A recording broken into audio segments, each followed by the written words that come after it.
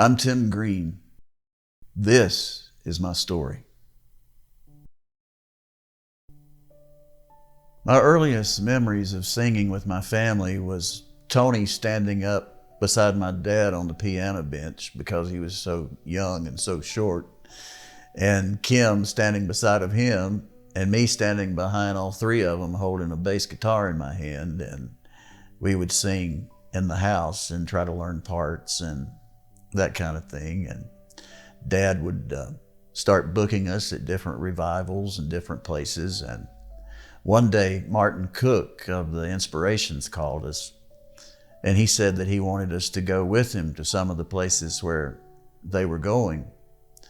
And of course, we were thrilled to death.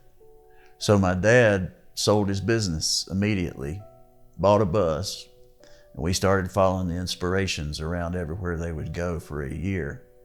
And it opened up so many doors for us. And at the same time, radio started taking off, and it just grew from literally 3 kids and Dad singing in the living room to singing on stage in front of thousands of people within a year. It was amazing how God put it all together. We started traveling from coast to coast, and from Florida to Michigan, even into Canada. God really blessed in a great way. We saw thousands of people saved. We saw so many people healed. We saw so many great and wonderful miracles as we sang gospel music. I would sing Thursday, Friday, Saturday, Sunday, every week. And that went on from the time I was 16 until I was 41 years old. During the time that I was singing, I opened up a recording studio called the Loft Recording Studio, and it was a great passion for me. I was able to record artists like Michael Combs and Charles Johnson and the Revivers, and we were just having a great time in the studio Monday, Tuesday, Wednesday, and then I'd hit the road again Thursday, Friday, Saturday, Sunday. It was a busy time, but it was one of the greatest times of my life. Singing with my little brother Tony, my little sister Kim. And then in 1985, I met the love of my life, Amy Werner. Amy and I met in Dallas, Texas at a water park. Kirk Talley introduced me to her, and I went home that evening and told my mom that I met the woman I was going to marry. 4 years after we got married, we had a beautiful baby girl named Brittany, and she was born in 1990, and she totally changed our lives. I was on the road so much, I didn't get to spend the time with her that I wanted to, but I sure tried to make up for it on the days that I was home. She just was a wonderful blessing, still is to this day. Well, things were going tremendously well for the Greenes. We had several #1 songs. We had several top 10 songs. The Lord blessed me with a Grammy Award and a Dove Award. In 1993, while we were singing at the height of our career, the Lord really impressed me that I was to take the church. And I thought, how am I going to do that? We're singing just about every night. Well, after talking with Tony and Dad and Mom and the whole group, we decided that we had to do it God's way. Didn't matter what we wanted. So we started booking everything to where we could get back home after singing Saturday night. And we would book a place to sing on Sunday night, close enough to Boone that we could get there and get set up. So it all worked out, and I pastored from 1993 to 1998, Westview Baptist Church in Boone, North Carolina. We had the biggest year of our life in 1999. We sang more dates and had more success than we'd ever had before. We were promoting a concert in Boone, North Carolina, our hometown, and we would have over 10,000 people show up each night. It was a great, wonderful concert every year that we looked forward to. Everything it seemed like that we would touch, God was blessing. We actually were having our homecoming singing in Boone in August, and I wasn't feeling great one night. I'd been having some headaches, but I went to sleep after the concert that night, and the next morning at 6 o'clock, I tried to wake up my wife to let her know that I couldn't move my legs. And of course, it scared her to death. And she immediately took me to the hospital. And on the way there, I had no idea that my life was going to change so drastically. When I first got sick, doctors thought it was encephalitis, or they thought it was this or that. They didn't really know. They sent me to Duke University Medical Center. They sent me to Carolina Medical Center. I went to just about every doctor in North Carolina you can imagine, and nobody could figure out what was wrong. But finally, a friend of mine that owns a music store in Atlanta told me about his ENT and how he had helped him so much. And of course, my main problem was my legs weren't working and I was having massive headaches. They were terrible. They would last sometimes 18 hours a day.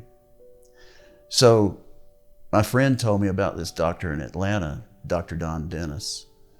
And my wife called him up and he agreed to see me. And as soon as we got in his office and he examined me, he knew immediately what was wrong.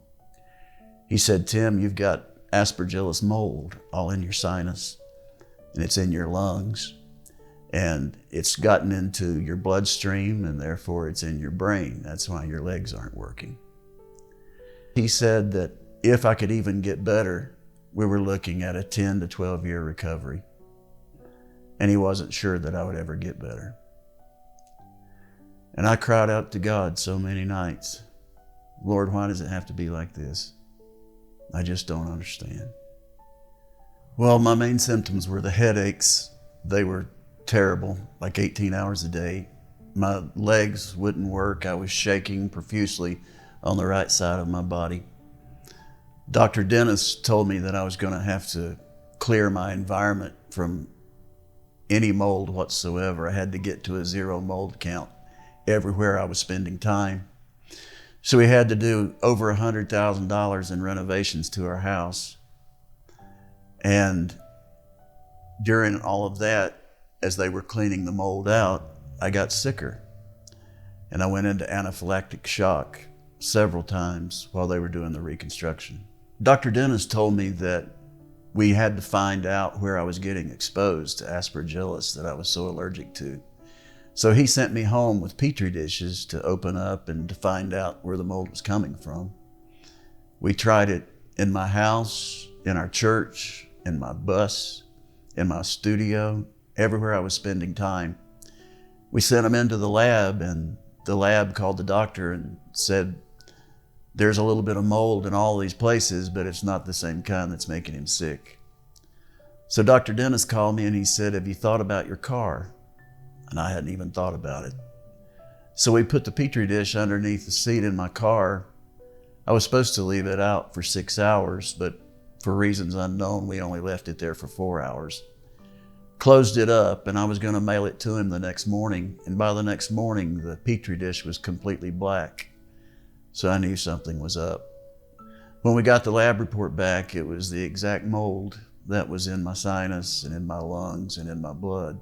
That started a whole new thing that I never dreamed I'd have to go through, trying to get my car situated, trying to get out of a car and trying to find another way of transportation, and me sick, me not able to work, not able to sing, not able to work in the studio. But I was really blessed during that time. My brother Ronnie came into the studio so many times and helped me get through projects. I had so many people help me on the road while I was sick.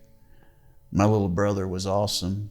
He would even go out to sing in places, and he wouldn't ask for a love offering for the group. He would ask for a love offering for me to get me and Amy through the tough times. And I'll never forget that. Dr. Dennis thought that the only way I could ever get better was to go to the environmental health clinic in Dallas, Texas. So we made reservations and made plans, and we headed to Texas. They had to carry me out there in the back of a station wagon. I couldn't sit up for the entire trip, 18.5-hour drive. When we got there, the place that we had reserved for us to stay was 3 flights upstairs, and there was no elevator. So Amy tried to help me climb the steps, and it was impossible. And we just stopped, and she started crying, and she said, "Tim, why is God allowing this to happen? Why is this happening? You've spent your whole life trying to serve God." I said, "Honey, I don't understand. I don't know the answer to it. But I know God is sovereign, and I know whatever God sees fit is going to be what's best for us, and we're just going to trust Him." They started doing allergy testing, and they tested me with mold, and out of them being in business for more than 50 years, I was more allergic to Aspergillus mold than any patient they had ever had. Every time they would try to test me, I would go into anaphylactic shock. Along with all of those tests, they started giving me IVs 4 times a week, IVs that were full of minerals and vitamins, things that would kill the mold in my body and in my bloodstream. On top of that, I had to sit in a dry heat sauna for 45 minutes at a time every day at 165 degrees. It was one of the most difficult things I went through. The idea was that I would sweat that impurity, that mold out of my system. It didn't heal me, but it definitely helped. Dr. Dennis did my first sinus surgery, and it took him 5 hours to try to get the mold bereaved out of my system, out of my sinus. 3 months later, I had to go back for a second surgery. And then 3 months after that, another surgery. Long story short, I had 8 sinus surgeries during that time, because every time that they would clear out my sinus, the mold would build back. We're not sure why, but it did. Right in the middle of me being so sick, God sent us a great blessing, another child. Her name is Brooklyn, and she was born at Christmas in 2004. What a great blessing in the middle of so much chaos and hurt and pain. What a great blessing that God sent us in that little girl. Dr. Dennis told Amy and I that even though we had made the renovations in our house and did everything we knew to do, I was still getting exposed to mold too much living in the Blue Ridge Mountains of North Carolina. So he suggested that we move to the beach. We ended up going to a place called Charlotte, North Carolina. We were in Charlotte for just a small amount of time, and God blessed us to get a house. But just 8 months later, we ended up losing the house because of financial issues. Each one of my IVs that I would take would cost $650. Every one of my allergy shots were $45 each, and I would have to take 5 a day. It took so much money to try to keep me going. I saw improvement when we moved to the coast, but it wasn't a great improvement. My headaches got down to about 5 hours a day instead of 12 and 16 hours. I definitely could breathe better. I didn't have to use oxygen like I did in Boone. My health was getting some better, but it just wasn't getting to the place where I could live and get back to singing and get back to doing the things that I knew God wanted me to do. I felt like that maybe I was being punished for something that I'd done. I think it's real easy to have those thoughts when these kind of things happen to a Christian. I ended up going out to the beach one day with a gun, and then I got to thinking, hey, the family, everybody would be better off without me. I'm just a big liability. As I was looking out across the ocean that evening, the Lord really started speaking to my heart. What is Amy going to tell Brooklyn and Brittany? What is your mom going to think about this? Look how many people you're going to let down. You sang gospel music and told about God's grace being sufficient for so many years. And God was faithful. But I'm glad that God came on the scene and helped me through that. I didn't share with Amy what had just happened. It was a couple of years later before I shared it with her. She had so much on her plate.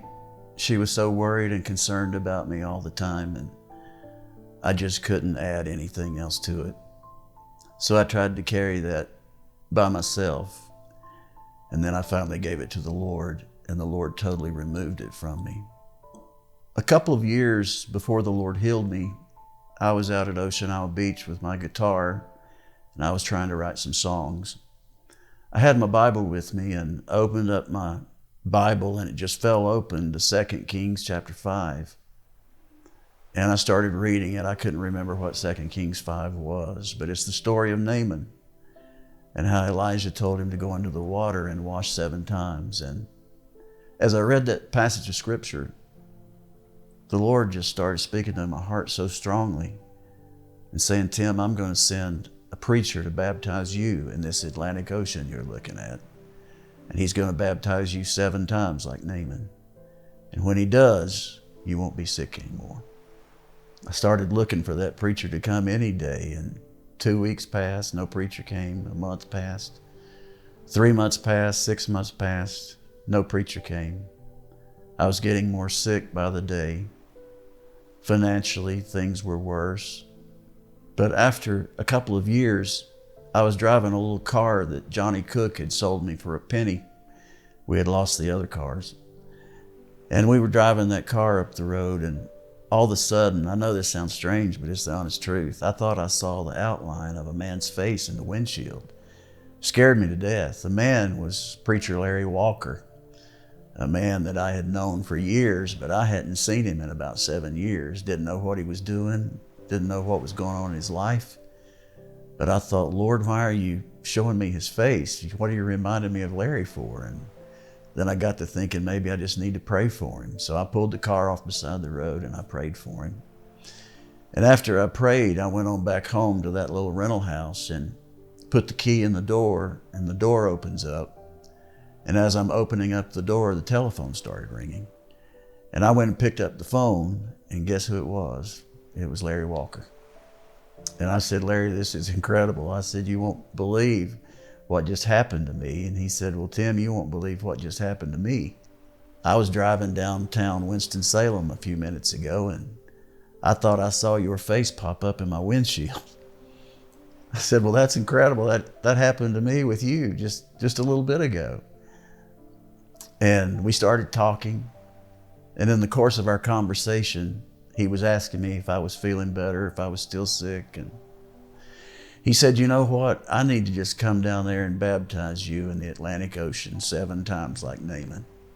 When I do that, he said, I believe God's going to heal you. I just started crying, started bawling.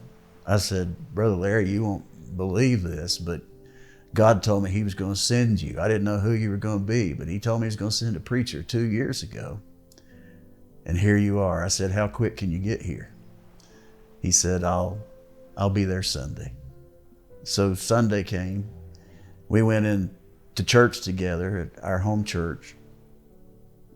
As we were sitting there and the choir started singing so beautifully, the devil kind of jumped up on my shoulder, and the devil was saying, Tim, why are you doing this? You're going to make a mockery of God's word.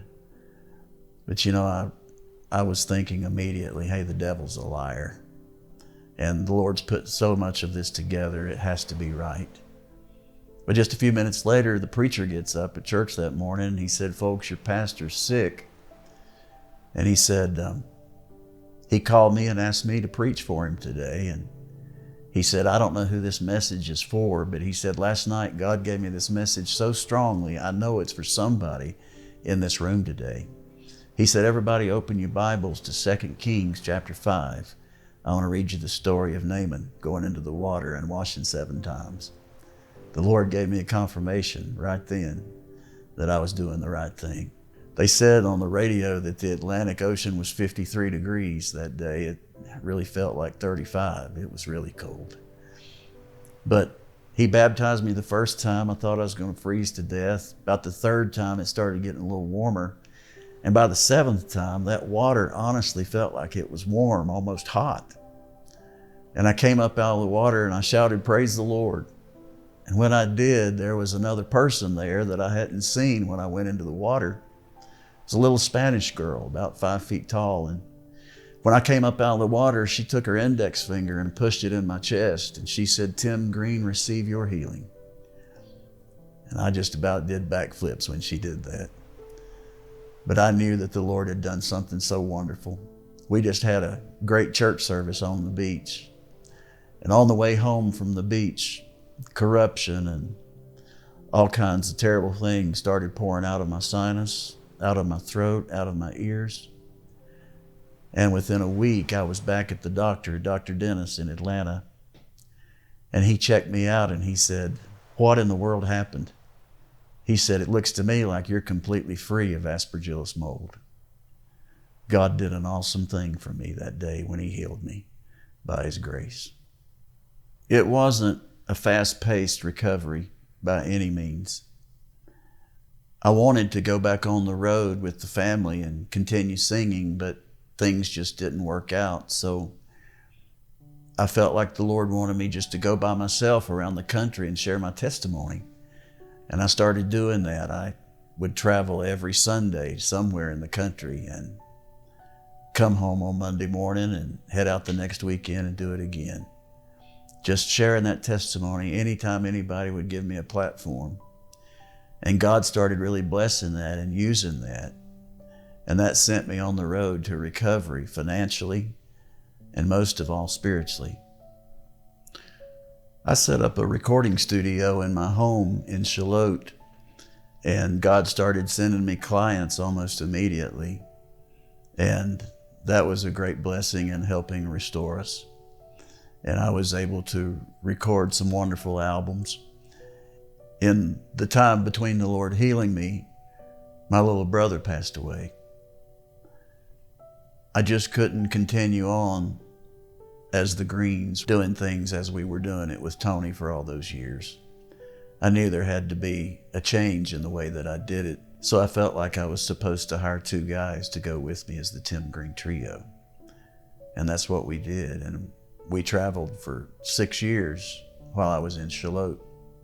In 2017, my son-in-law, Justin Smith, and his wife, my daughter Brittany, called me one day and told me that their church had an opening for a pastor, and would I consider pastoring again. I had known for years and years that I was going to have to pastor again, but I didn't know when, didn't know where. But I started praying about it, and sure enough, the Lord impressed me that I was to go preach for them and see what it was like and see if the Lord would show me what I was supposed to do.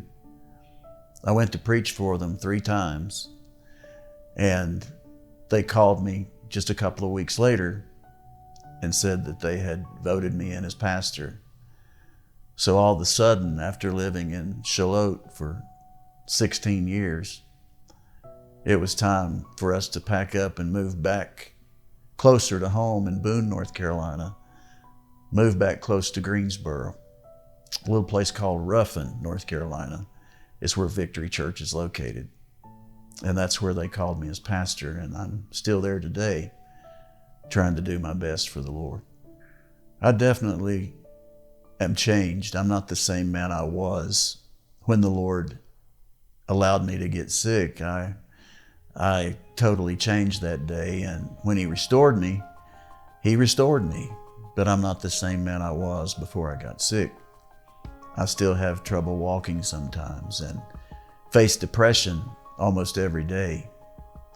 So it's not easy, and I don't want anyone to think that just because God healed me that everything's pie in the sky and wonderful.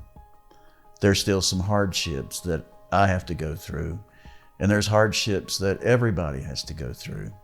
It's just part of life. But if I can encourage someone to keep on keeping on, don't ever quit. Because if you keep on, the Lord will for sure bless you and help you as he did me. And even though when we're broken, God doesn't put us back together the way we used to be, but he does put us back together the way he wants us to be.